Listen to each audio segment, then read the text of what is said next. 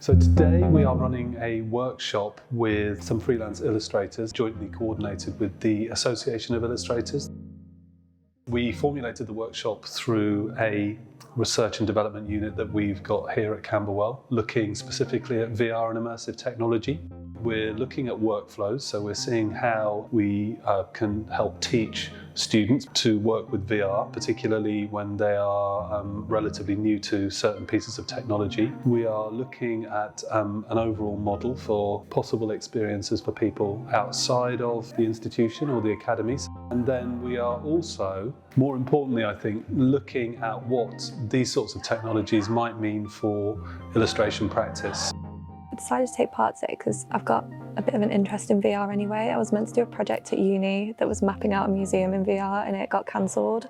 So I feel like I've missed out and I wanted to just experience it for myself and just learn something new.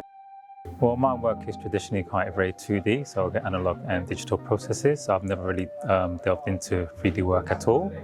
And I was interested in the call out to kind of explore spaces and illustrating within that space.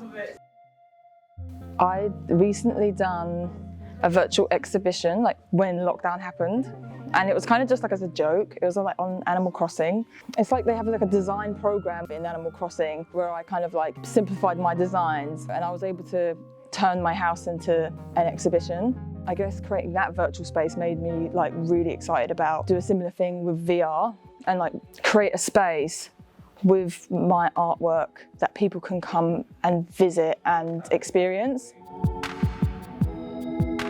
What will be significant at this stage is that we're able to capture some of the experiences of the freelance illustrators, those people who've been out of an academy for a number of years and working in a commercial environment. It's always really helpful for us and for students to gain some insight into their experiences. But at the same time, it's helpful, I think, to know that people who are more experienced and perhaps seem to be doing things that are unachievable for students are just the same as students in many, many ways. They're always learning, they're always trying to find new ways to develop their own practice. I do mostly character-based stuff, so it's often just like cute, plobby characters with like a big smile and in like different scenarios. It seemed like since I already do 3D, it seems like the next logical step to try to push my characters into like the real world or like kind of real world settings.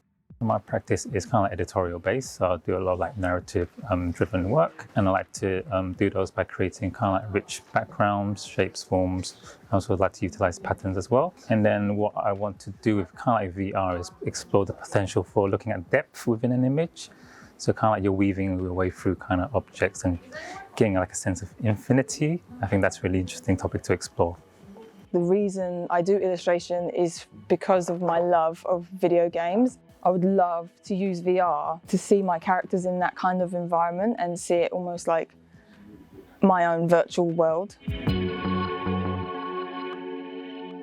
I create like dreamlike scenes in my work, and I think what I want to do with that is create these kind of calm, mindful rooms in virtual reality that people can kind of visit and meditate in and relax in.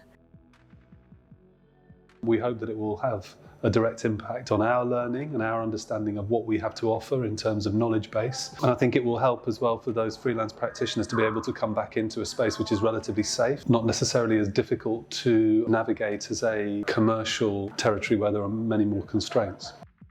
I think it's important to keep developing your practice, especially as a freelancer, because you don't get the chance as much after university. Like, it's something that you kind of have to pursue when you can, and this is why like opportunities like this are really good, because it's like we've been commissioned to do something and we're actually learning something at the same time.